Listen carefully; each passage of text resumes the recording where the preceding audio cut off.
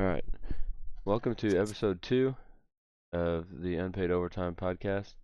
I'm your host, Higgy, and I'm here with co-host Robert. How's it going, Rob? Going fine, buddy. And Willie could not make it today, so he's not with us. Still in the league, but not with us for this episode. And we will go ahead and we will address the elephant in the room for the show that Coach JD Higgs had, had to leave the league for personal reasons. Uh, he made it one episode with us. Um, made it part of the way through 2 seasons. Um, so I know we're gonna miss him here on the show, and we wanted to pay a little tribute to our buddy. So we're gonna take a little moment of silence here for Coach JD Higgs.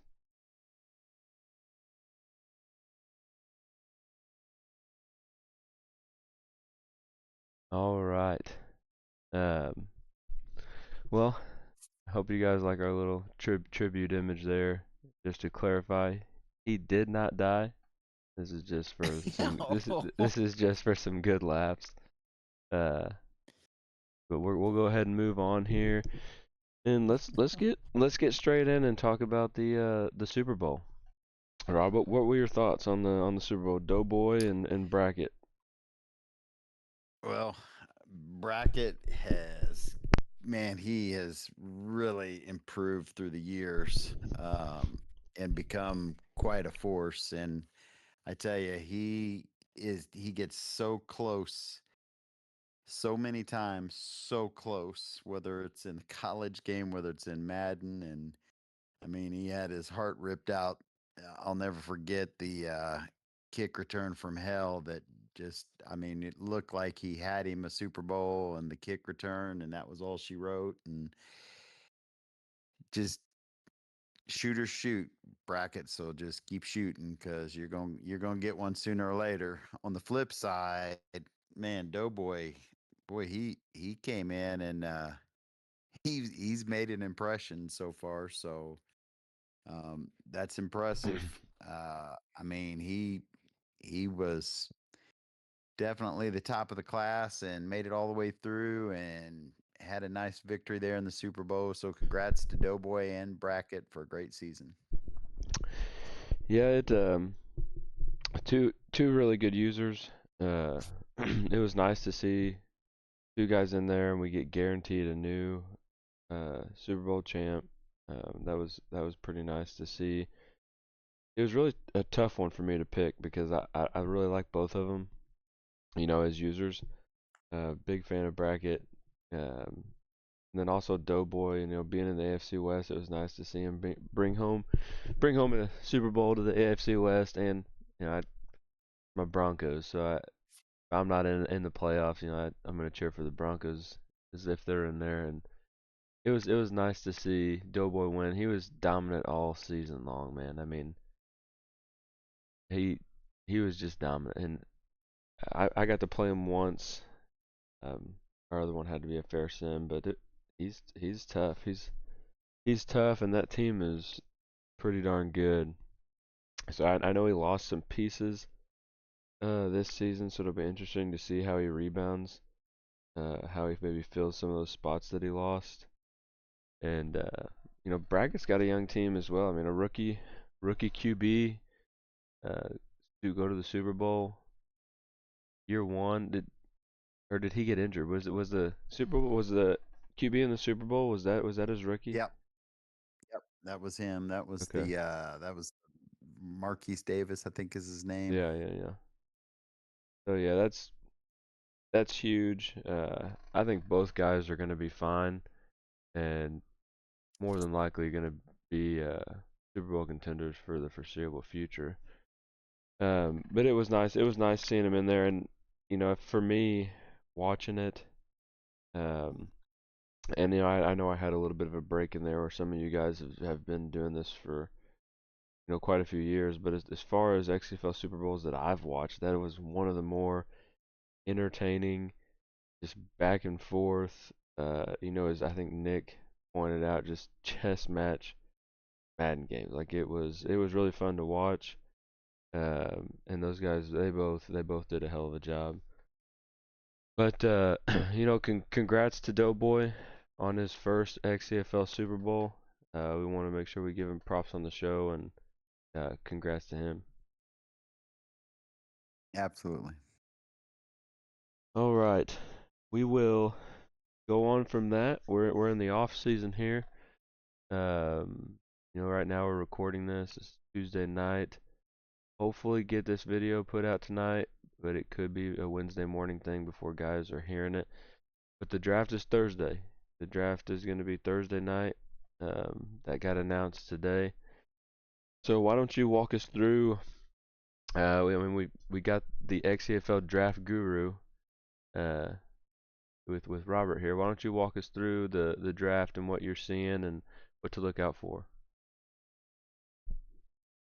Well, combine results came out today.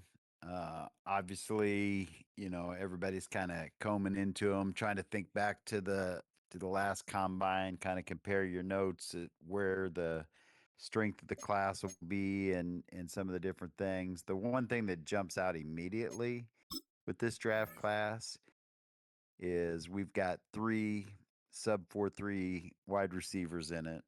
Um, Obviously, that that's XCFL gold right there. But there's three, and our last draft class we really didn't have, but like one worthy that was just like a absolute stud wide receiver. So kind of excited to see how this is going to shape out a little bit. So it's off to a great start there. Looks like there's depth at D line. Looks like there's depth at O line for those like myself that chose O line in the first round last year. Couple of safeties look good. Corners, so on corners. I'll be curious to see what they start coming out looking like. Um, One really stud linebacker in the mix. Um, I don't know on halfbacks. Last time they didn't look that good, but boy, they started coming out and they look really good. So it'll be interesting. And then I guess the Elijah Weston, I'm saying, is the top of the class at QB. Um, we'll see how that ends up transpiring, but I don't think it's a deep class at the quarterback position, which, last draft seemed like there was a lot at the QB position. Um, Obviously one of them was runner up to the Super Bowl champion. Um, so we'll see. I'm going to say, kind of looking at it, I'm thinking maybe there's a couple there. I don't know. We had three pretty solid ones come out of the last draft, but Weston I definitely think's the top of this class. But it's a good looking class. It's going to be a good draft. It looks like it's going to be seven studs at the top there, and looks like there could be good depth in the second and third round. So you're gonna see starters picked up to round three, no doubt about it. So real quick, we're trying to make this episode a little bit shorter than the last one, but real quick, let's go through who you're considering the top seven studs, and then we'll give two guys as second or third round, like keep your eye on type players. I've got it pulled up here on the screen so I can pull their player card up as you mention them. Just walk us through your top seven, and then we'll give kind of two day two guys to look out for. Well, I'll start with the XCFL Gold. Brandon Hayes, Gabe Quintos, and excuse my pronunciation, and Trent Peck. Those three wide receivers, sub 4.3. Um, though those are solid. So I would definitely put them in my top 7.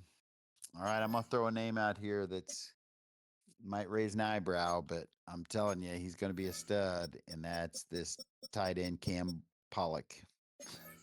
He looks really good. Um, I'm not really in the market for a tight end, but man, that guy's gonna be a stud. Um, there's a linebacker, Branch. He looks like he's going to be a stud. So that takes us to 5 right there. And then on the Who's D that? line and Who's that linebacker again? oh, Branch, I see Mike linebacker Branch. uh, okay. All right, you can go to the next one. I think he's going to be a stud. And then a couple D tackles. There's Tyquin Henry. I can't. Javier Valerio. Terrible pronunciation. Sorry about that. No, you're good. Both of those D tackles, I think those two are going to be studs. Of course, I was kind of off on my D tackles in the last one. Foster was really the only one that came out with the dev. Torrey Black kind of depressed me a little bit out of the last draft, but I'm thinking these two D tackles might be pretty decent. Um, so that takes us up to 6. So where's number 7? I'm not gonna name any O line. Oh, it's the safety. Um, Falker. Faulkner, I believe is his name. Faulkner. DeMarco Faulkner, strong safety. Yeah. He looks pretty good. So I'm saying, in my opinion, those 7 pretty elite looking. Obviously, tight ends. You're starting to see them maybe come off the board in the top 10 more now in the XCFL. Uh, even the last draft, I believe we had a top 10 tight end that come off the board, or maybe he was just right outside the top 10. But there's more talent than that. I mean, I see a lot of talent. Looking at the O linemen, man, there's some good looking O linemen in this draft. It's going to be a good draft. It's going to be a lot of fun. Uh, Shame on me for not keeping my number 3 pick, but is what it is. Move on and try to find some talent. And then you wanted a late round gem. Yeah, give us By, one or by the two way, late round gems well, to look out for.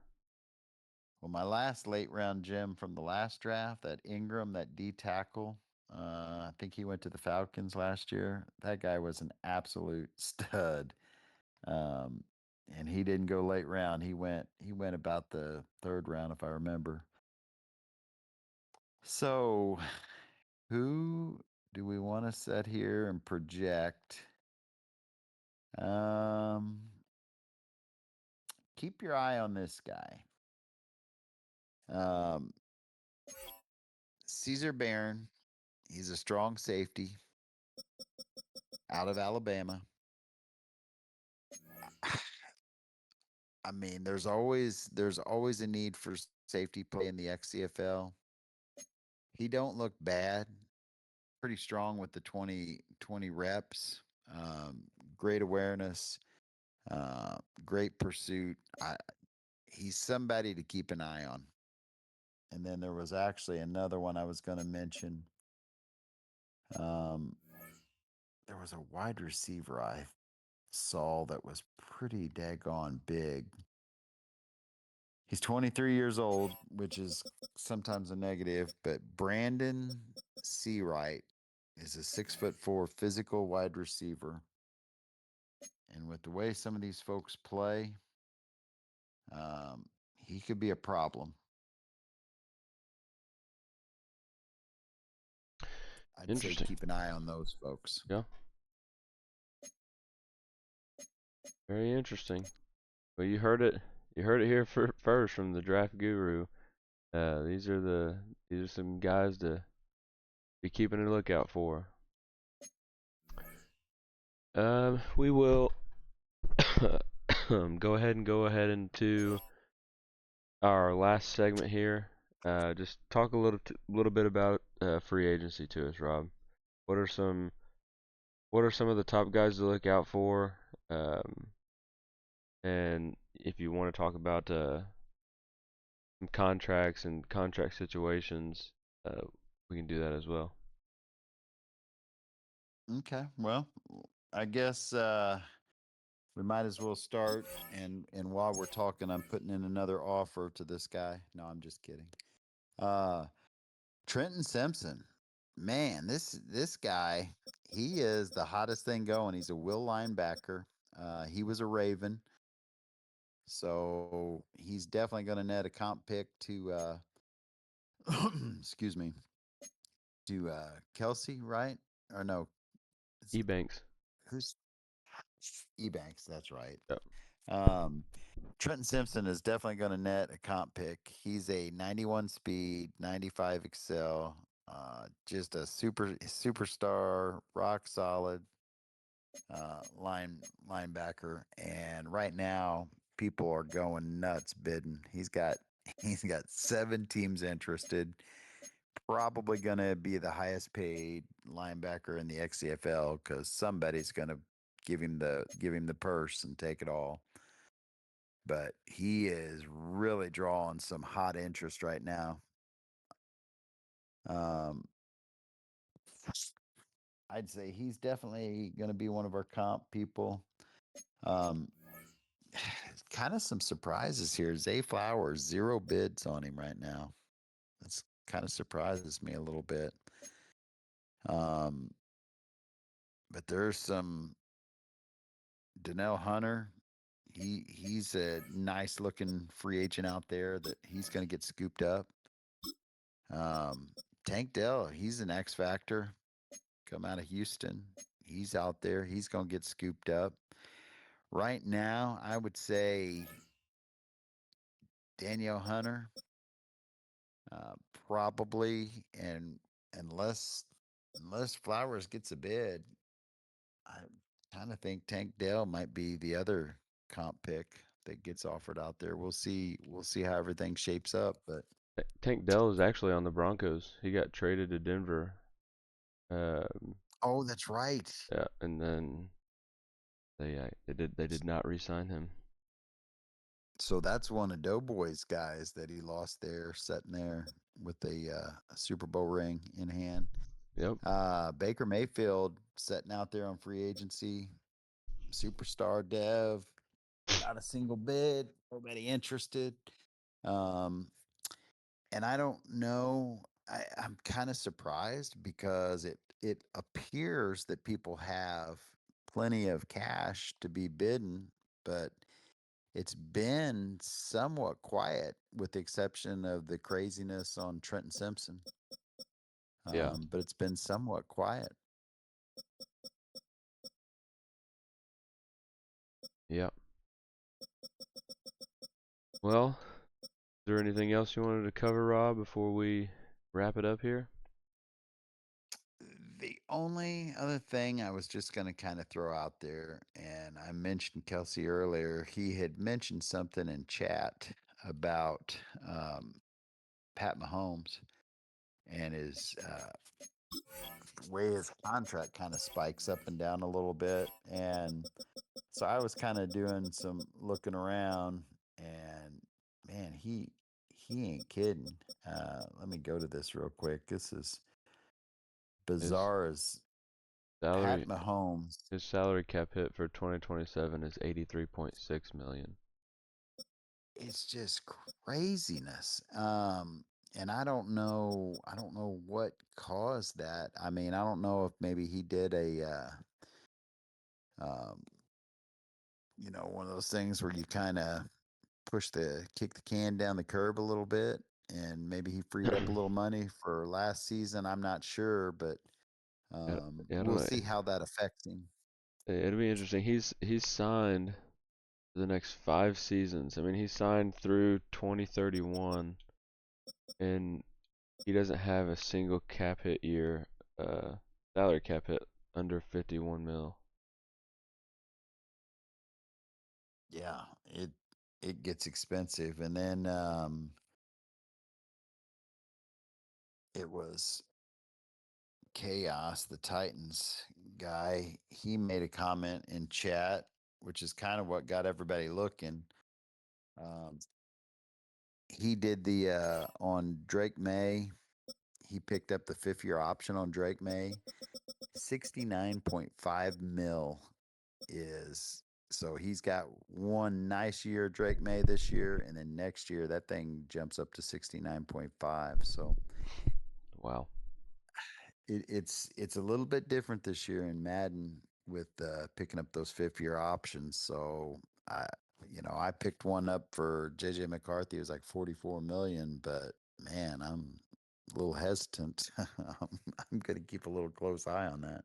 Yeah, for sure. Yeah. Um. All right. Is there anything else you can think of before we wrap her up? Well, the only thing I'll close with is it's awesome to be back in the XCFL doing the Madden.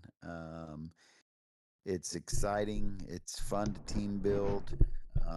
That's a big part of it. I mean, not everybody's going to be a Super Bowl champion. There's only one crowned every year.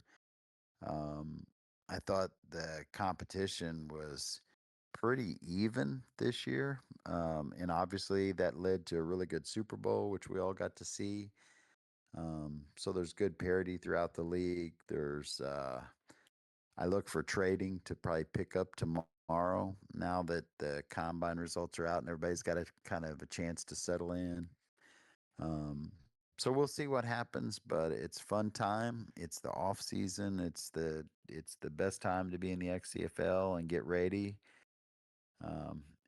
for the new season. So, and it looks like we got a new Packers owner. So, Yep. welcome aboard. I hope I don't mispronounce it, but Cheval or however they're saying that. Welcome aboard to him, Yeah, it's and we'll get this off season going. yeah, XFL is the place to be. I mean, I'm glad to be back. I've been back for 2 seasons now, um, and enjoying it, having a good time. And it really, to me, it does seem like one of the more even competitive group of guys that we've had. I mean, and just judging off of how my games have went and what I'm noticing, but doesn't seem to be a lot of blowouts. I mean, even my games, other than a small handful, I'm losing a lot of them by one score. I mean, I'm winning a lot of them by one score, and I'm noticing that throughout the league as well. Um, there's just a lot of really close games, and it's fun. I'm having a good time, and ready for the draft. I got back in the draft. I'm ready for the draft now. Well, I'm glad to see you back in the first round. It's going to be a fun draft, loaded with talent. I hope everybody is ready to get those next Madden gens and start beefing them up. Yeah, it'll be interesting. Ready to get to the draft on Thursday, and then get season 3 here of this cycle and underway. It'll be fun.